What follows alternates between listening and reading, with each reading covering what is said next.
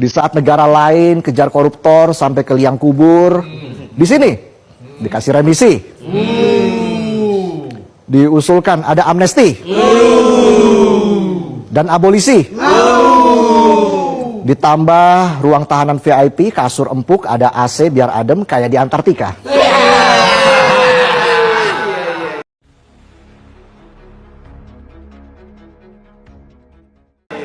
Belum lagi jaminan keamanan keuangan keluarga. Tolong jangan ganggu anak dan istrinya ya. Au! Banyak tokoh agama mengingatkan bahwa korupsi itu dosa besar. Tapi di negeri ini biasa-biasa aja tuh, ya. Dosa koruptor kalah sama dosa lupa kasih like ke story temen. Mana negornya di DM lagi? Orang gila mana yang habis ngomel di DM lanjut ke WA? Korupsi bisa dinego, hasil korupsi bisa diwariskan. Tapi rasa keadilan rakyat masih digantungkan. Kayak RUU perampasan aset. Au! Katanya hukum harus adil. Kecuali keluarga koruptor jangan ikut dimiskinkan. Saat beraksi gasak duit negara nggak mikirin rakyat miskin. Kenapa keluarganya harus dijamin? Apa kabar nasib petani, buruh, pekerja, penonton? Beserta anak-anak dan istri yang dirampas haknya. Mereka nggak minta dimiskinkan, tapi negara udah keburu kasih surprise, paket hidup susah. Yang nyolong satu orang, yang nikmatin satu keluarga. Yang rugi se-Indonesia Raya. Ini bukan keluarga cemara ya, tapi keluarga cemana ini. Tapi masih aja pemerintah bilang mereka nggak tahu apa-apa. Head slip, please deh. Nggak tahu apa-apa, tapi bisa beli apartemen mewah. Nggak tahu apa-apa, tapi kuliah anak di Eropa. Ditambah flexing OOTD mewah yang seharga KP rumah. Tapi giliran utang negara triliunan, rakyat semua disuruh patungan. KPK bilang, ide pemiskinan keluarga koruptor perlu diskusi mendalam. Sepakat. Harus diskusi mendalam, tapi jangan kelamaan, tenggelam. Kelelep. Diskusi nggak kelar-kelar sampai koruptornya udah bebas dan buka bisnis laundry, money laundry.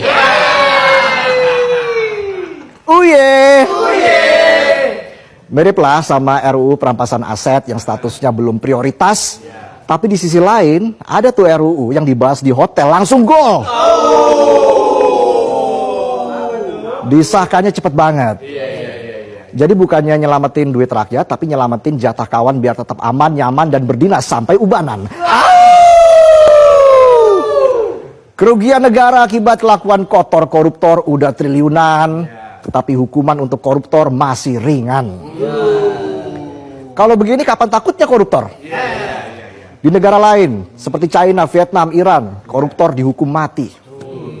Di sini dikasih remisi, katanya remisi adalah hak asasi.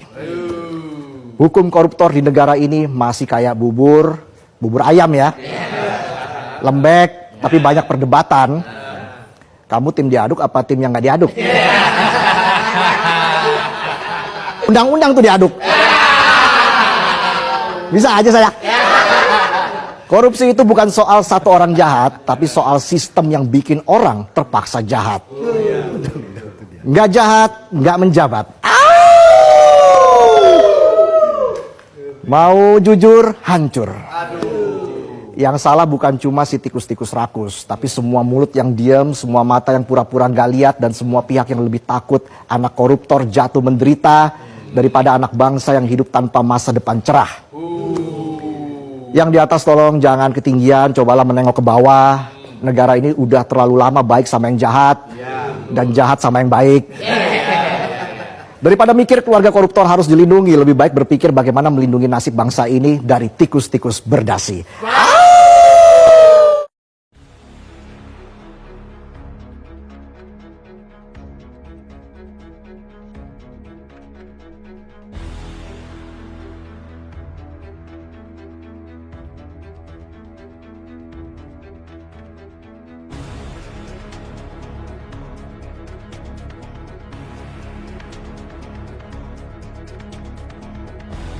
Akhirnya kita kena jebak Batman.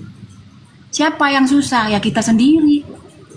Saya ceritain sedikit perjalanan saya ya. Saya waktu tahun 2023, saya ditawarkan pekerjaan di Laos, semua surat-surat saya diurusin. Saya sisa berangkat aja bawa koper gitu loh. Itu tahu nggak gaji saya berapa? 35 juta sebulan. Belum lagi bonus saya. Itu saya bisa dapat 50 juta. Saya ketawa. Iya, saya ketawa. Ini real loh. Ketawa kenapa? Saya nggak, karena saya tahu itu ujung-ujungnya penipuan semua, nanti ujungnya kita di sana dijual, diapain gini-gini. Nah ini Jadi baru jangan mimpi. cerdas. Ya, saya bilang saya udahlah biar saya ngambil yang 20 juta daripada saya pergi ke sana. Apain? Apalagi berita-berita yang kita dapat di Facebook itu. Jadi itu teman-teman, banyak edukasi yang seperti itu karena maklum ya, negara kita akuin SDM rendah, minta maaf. Itu gampang banget, apalagi yang namanya cari-cari kerja, lowongan kerja di luar negeri diiming-imingi gaji 100 juta sebulan. Hah? Segampang itu. Coba, skill nggak ada. Kalau kita punya skill, di negara kita juga makan. Pembersih-bersih sepatu, kayak sol-sol sepatu makan juga. Kali berapa? 15.000, 20.000. Orang dari Jawa sana datang ke Sumatera kayak ke tempatku. Dari mana mas? Dari Jawa. Kerjanya ngapain? Itu nggak servis-servis sepatu, menjahit. Yang kulitnya diperbaiki. Makan juga orang itu tahun ke tahun di sini nyewa-nyewa lapak kecil. Bisa terkumpul berapa mas kalau sebulan? Ya bisa lah mbak, ngirim ke keluarga di Jawa, sisanya untuk makan di sini. Selebihnya mereka keliling kota ini. Itu kalau punya skill. Kita bosnya, kita pekerjanya, kita yang dapat duit. Itu kalau punya skill. Kalau kita nggak punya skill, boro-boro dilempar orang ke Antartika sana. Nanti kalau kan kerja ke Australia. Aku curiga mereka yang banyak sekarang ini, banyak bernarasi betul anti pemerintah ini. Saya curiga mereka ini, kerjaan mereka ini mungkin tukang apa namanya, tukang main-main dadu begitu kan, ada kelompok-kelompok kayak gitu ya. Terus mereka ini suka kayak jadi apakah kayak tukang minta-minta gitu, pala-pala gitu. Saya curiga kayak gitu, yang suka tembak-tembak nomor lah. Ini kalau mau mereka ini orang-orang yang pemalas kerja nih, nggak kerja kayaknya nih, banyak-banyak. Kan, kalau kayak aku kan banyak itu teman-temanku bule itu, dia ngomong gini, makanya aku keras juga sama mereka. Oh jangan sesekali merendahkan Indonesia. Jadi ya. Mudah dihasut sama orang-orang yang punya duit. Kenapa ya gini kenapa ya orang Indonesia itu gampang di apa? Ya memang begitu. Jadi aku harus bela gimana? Memang fakta. Itu memang fakta. Gampang banget. Apa ending-endingnya apa? Tentang uang dan uang. Itu ke situ juga.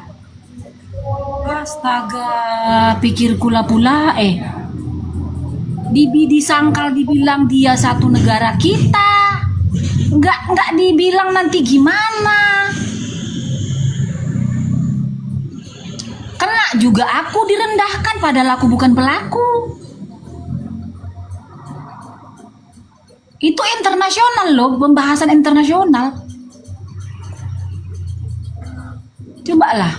Itu banyak banget tuh orang-orang Indonesia ini. Kapan kita cerdasnya? Yang kita makan itu ayam, ikan, semua segala apa di laut kita makan juga, beras yang enak-enak. Tapi SDM-nya kenapa nggak naik-naik? Kenapa dibodoh-bodohin mau aja? Yang susah siapa coba kalau bukan kita sendiri? Ntar nyalain pemerintah. Ya itu Bun, satu-satunya itu kurikulum pendidikan tuh dirubah lagi seperti dulu. Ini nggak ada yang paket ABC itu udah hilangin aja. Itu nggak jamin rakyat Indonesia pinter, nggak jamin tuh. Sekarang SMA aja perkalian pun nggak tahu, nggak paham pun itu. Kalau disuruh maki-maki presiden nomor 1 paling juara kalau Indonesia. Suruh memaki-maki, menghujat, memfitnah, membuli, wah juara Indonesia, betul. Paling juara. Coba kalau disuruh istilahnya adu skill tentang pokoknya kalau ngomong nomor 1 Nah, tengok status pendidikan nggak jelas. Ya, maaf saya ngomong ya. Suruh kerja nggak bisa. Kalau ngomong, kala-kala orang jual ikan di pasar. Luar biasa. Itu aku pernah lihat Viti bang, ditanya Bang Deddy setahun 12 bulan 2 tahun nggak tahu itu SMA lo, padahal SMA ditanya gitu nggak tahu. Itu ya kayak di Kamboja itu. Siapa agen PT PPO itu? Orang Indonesia. Coba. Siapa korban penjualan ginjal di sana? Orang Indonesia. Udah berapa korbannya? Udah ribuan. Masuk secara ilegal. Udah gitu nangis-nangis. Coba kita bayangkan anak kita, cucu kita disiksa di sana, diambil ginjalnya secara paksa. Kita bayangkan anak kita digeret-geret hidup-hidup. Coba kita bayangkan sekarang. Gak sanggup kan? Coba. Yang pemainnya siapa? Orang Indonesia. Korbannya siapa? Orang Indonesia. Memang capek kali. Memang orang Indonesia ini, iya. Itu pintar di atas pintar itu Bu Pas Jasmine. dicek siapa pendukung Anies. Cerdas di atas cerdas. Iya, karena aku tuh cinta kali sama Indonesia ini, makanya aku merepet kayak gini. Aku nggak mau anak cucuku kayak gitu besok. Gini Jasmine. Ya, aku berpandangan politik seperti ini. Di sini lah kesalahan daripada tokoh-tokoh intelektual kita. Kita dulu pernah dengar kan, dengan bahasa guru kencing berdiri, murid kencing berlari. Kalau kuartikan itu, ya, itu sesuatu sikap yang jelek yang dilakukan oleh guru akan diikuti oleh muridnya. Disinilah rusaknya kita. Contoh Rocky Gerung. Contoh siapa lagi tuh yang dosen-dosen itu yang masuk ke politik. Tapi dia dosen digaji negara. Ya kan?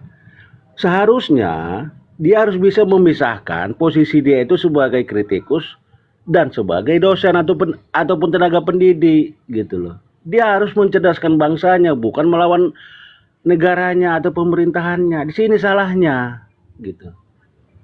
Nah, dengan hadirnya tokoh-tokoh intelektual dalam berpolitik, ya, secara tidak langsung mengajak mahasiswa untuk mengikuti pola pikir mereka yang jelek itu gitu loh. Di sini salahnya. Makanya harus ada pemerintahan yang otoriter sedikit terhadap aturan dan peraturan yang dilakukan oleh pemerintah. Itu sebagai pembatasan. Perlu itu. Karena apa? Yang muda nggak menghargai lagi, yang muda nggak menghormati lagi, gitu loh.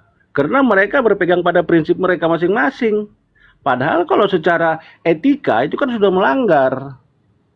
Nggak ada lagi istilahnya sopan santun, saling menghargai, nggak ada. Karena kebebasan itu tadi diberikan gitu loh. Ini udah kebablasan kita. Gitu. Udah kebablasan. Cobalah kita artikan dulu bahasa itu tadi. Guru kencing berdiri, murid kencing berlari. Sesuatu yang buruk yang dilakukan guru, pendidik, itu akan diikuti oleh muridnya. Itu nggak semua memang, nggak semua. Ada mahasiswa yang cerdas. Nggak semua. Ada tenaga-tenaga pendidik yang cerdas. Nggak semua. Yang jadi pertanyaan kita, ya, kalau mereka mau merasa butuh keadilan, seharusnya mereka mengkaji berapa persen kami ini dari seluruh rakyat Indonesia menuntut itu. Apakah sampai 80% atau katakanlah 70%? Apa sampai? Nggak ada. Palingan 20% dari seluruh rakyat Indonesia ingin menyuarakan, gitu loh. Kalau ingin melakukan kudeta, ya ataupun sabotase, ya harusnya ya berpikir dulu ke belakang, gitu loh. Apakah tindakan kami ini didukung oleh seluruh rakyat Indonesia apa tidak? Gitu. Kalau enggak ya berpikir lagi. Iya. Siapa yang kami untungkan di sini? Kan begitu. Siapa yang kami rugikan di sini? Kan begitu. Pola pikir kalau kita.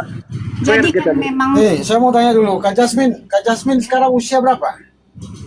aku udah tua aku Berapa? 55.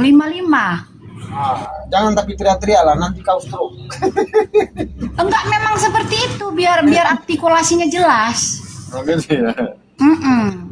Aku ada Kalau- titi lagi tuh Bang LR. Kalau waktunya lembut, kalau malam lah tanyalah Pak Mukhtar itu. Kalau Ini soalnya Kak Jasmine kenapa saya gitu? Karena anak saya yang bungsu namanya Jasmine. Jasmine Yang. Dia pakai marga Yang. oh Maaf ya, bukan orang Cina ya. Cuman saya punya kawan, direkturnya PT Geraha Inti Jaya, Julung Group. Itu pas di rumah sakit, saya melahirkan dulu.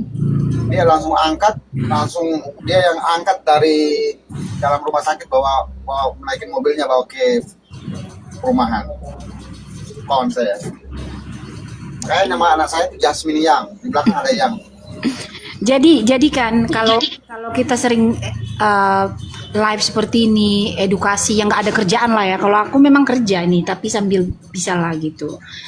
Itu sangat apa ya? Jangan politik mulu, capek juga orang.